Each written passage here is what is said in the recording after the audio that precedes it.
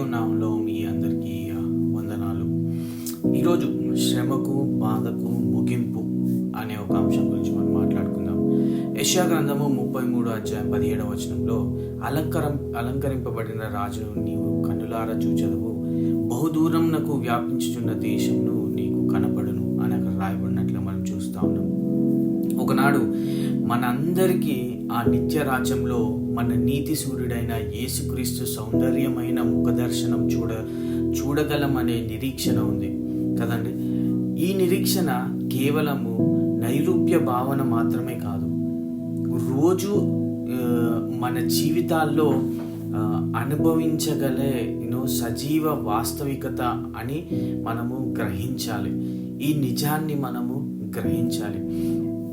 మన యేసుక్రీస్తునందు విశ్వాసం ఉంచినప్పుడు మనము పొందుకునే బహుమానం ఏంటంటే నిత్య జీవము. అది మనందరికీ తెలుసు. అంతేకాదు కానీ ఆ నిత్య రాజ్యంలో ఎన్నడూ కూడా శ్రమ కానీ బాధ కానీ మరణము ఉండదని వాగ్దానం కూడా మనము పొందుచున్నాము. ఆ రాజ్యంలో మనము యేసయ్యను అధికమైన నిత్య మహిమలో పరిపూర్ణమైన ప్రేమ, కృప మరియు దయలో ఆయనను వీక్షించగలము అనే ఒక సత్యాన్ని మనము తెలుసుకుంటున్నాం.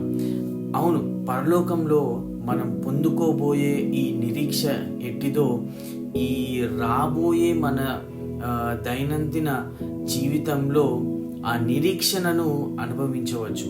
కానీ మనము ప్రార్థన చేసినప్పుడు, బైబిల్ చదివినప్పుడు, ఆరాధించేటప్పుడు మనము యేసుక్రీస్తు యొక్క మహిమను వ్యక్తిగతంగా అనుభవించవచ్చు.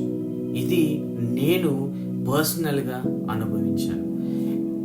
వెతుకుతున్నప్పుడు మనం ఆయనను వెతుకుతున్నప్పుడు ఆయనను గూర్చి మరింత ఎక్కువగా తెలుసుకుంటాము. మరింత ఆయన మనకు వాగ్దానాలు చేసిన సమృద్ధి గల జీవితాన్ని అనుభవిస్తాము.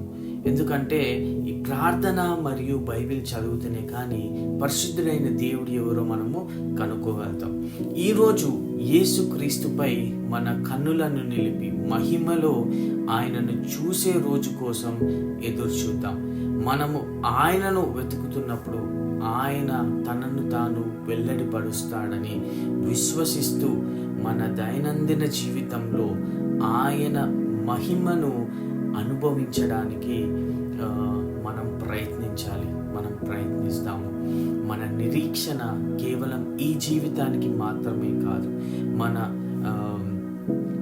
రారాజు సన్నిధిలో ఆయనతో శాశ్వతంగా ఉండాలని కోరుకుందాం. ఇది మనందరి జీవితంలో ఇలాంటి ఒక కోరిక మనం కలిగి ఉండాలి. దేవుడు మనందరినీ కూడా దీవించి ఆశీర్వదించును గాక. ఆమేన్.